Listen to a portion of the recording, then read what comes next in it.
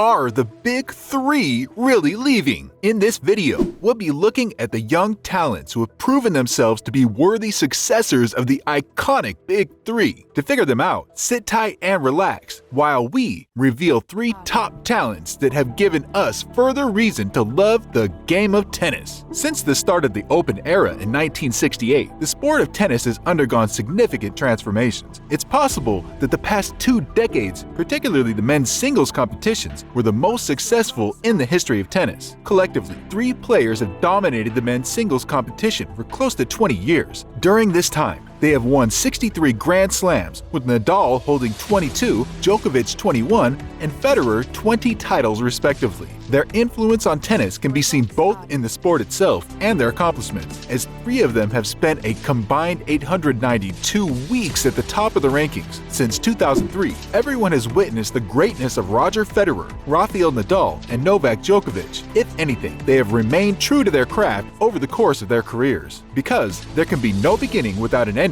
it would appear that the time of the big three is coming to an end, and each of them already has successors lined up to take over their reigns.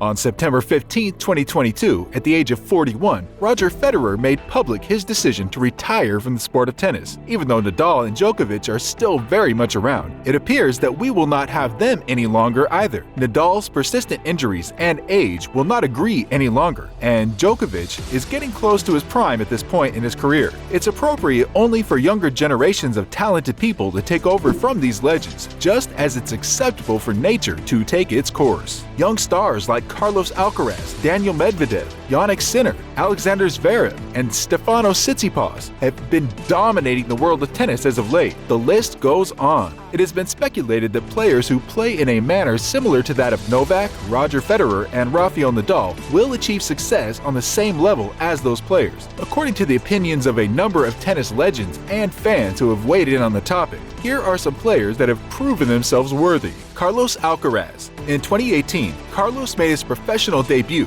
and has since gone on to win 6 career titles and 1 Grand Slam title in 2018 in the 2022 Madrid Open. Alcaraz won the quarterfinal match against Rafael Nadal and the semifinal match against Novak Djokovic. It was not an easy accomplishment, as no player had ever beaten both Rafael Nadal and Novak Djokovic in consecutive matches at the same clay court tournament before. The current #1 in the ATP rankings has had a spectacular year thanks to his many stunning victories and the significant number of top players he's defeated. Despite having only turned professional in 2018, the rising star already has 6 titles to his name, including the US Open in 2022, as well as Masters 1000 titles at both the Miami Open and the Madrid Open. At the age of 19 years, 4 months, and 6 days, he became the youngest man in the history of tennis to ever be ranked #1 in the world. Zverev called him the best player in the world after he won the US Open, and had already established himself as the best player in the world. He congratulates Carlos by saying, "I want to congratulate Carlitos right now. You are the best player in the world." He continues by saying, "It's great for tennis that we have such a new superstar that's going to win so many Grand Slams, that is going to be the world #1, and I think is going to win this tournament many more times." Yeah, Zverev, he sure will. Even Nadal has come around to the idea that Carlos Alcaraz would take over for him, as evidenced by the fact that he recently stated, "It's clear, Alcaraz is my successor. Over the months ahead, that will become clear. He's better than me in various aspects of the game." Is he really? I don't think he would have had a chance against prime Nadal though. Tony Nadal, who does not joke with his nephew and compares nobody to him, also heaps praises on Carlos as he says, "He is a very complete tennis player with a clean and easy technique that allows him to generate great shots from any position." According to Tony, the thing that stands out most about him is his forehand stroke,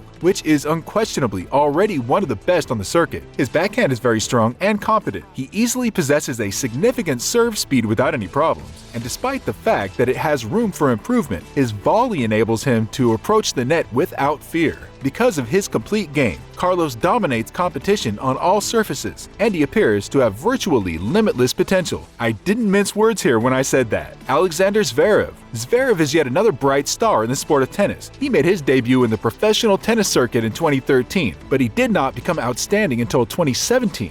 That year, he reached a career high of number 2 in the ATP rankings, and he has remained in the top 10 ever since. He is an aggressive baseliner who frequently positions himself a considerable distance behind the baseline and aims to hit powerful ground strokes for winners or to wear down his opponent. Zverev is the only active player with 5 Masters 1000 titles, which puts him in exclusive company with the big 4 players, including Andy Murray. Despite the fact that he has not yet won a Grand Slam tournament, he has competed in a number of Grand Slam competitions and has advanced to the semifinals and finals of those competitions. Due to the similarities in their playing styles, Zverev has been compared to the legendary Boris Becker, who is widely regarded as one of the best players of all time. However, considering everything that Boris has accomplished, he is not even close to it, and I believe the comparison has been made too soon. He believes that he's an all-around player due to the fact that he has won titles on all different types of courts. However, Tony Nadal has lauded Alexander Zverev's performance on hard courts, stating, "His best surface, in my eyes, the hard court, because he moves better than he does on clay. He has won 6 titles on hard courts and 4 titles on clay courts, although he has not yet won a title on grass. He has advanced to the finals twice and even managed to defeat Roger Federer on the surface." He's also highly regarded by tennis analyst Patrick McEnroe, who says he's dangerous off both wings, with tremendous wingspan,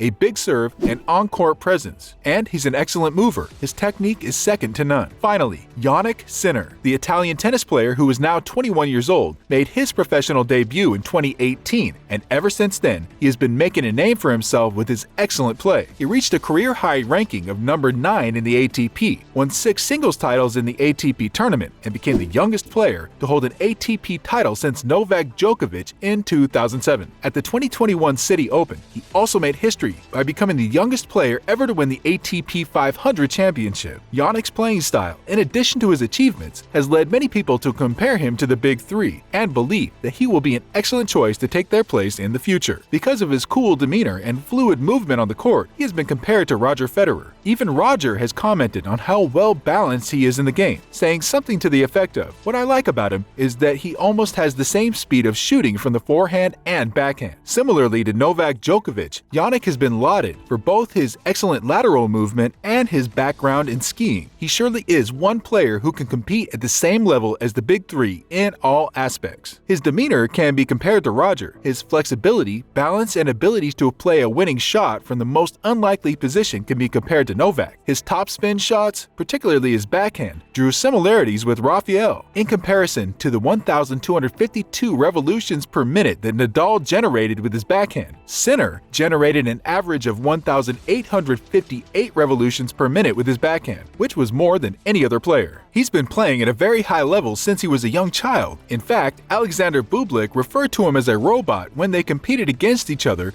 when Jannik was only 15 years old. According to him, he's not human. That's a fact, he'd say. I asked him if he's human or not, because for me, it's very surprising that the guy at his age has this mental toughness that many other players don't have. I called him a robot a couple of times during the match, but I do it in a very sincere way because he's a really great player. In his remarks at a BMW event, Carlos stated that he agrees that Sinner and Zverev are indeed the next Big Three. However, in all honesty, is there any up-and-coming generation of stars that will be able to fill the shoes of these stars? It is too soon to rate anybody to the next Big Three until they have used the number of years and played the number of games that the current Big Three have featured in, and hopefully surpass them. When this is done, the appropriate comparison can then be made after that. Who do you think is a worthy candidate to replace the Big Three? Let us know in the comments section below.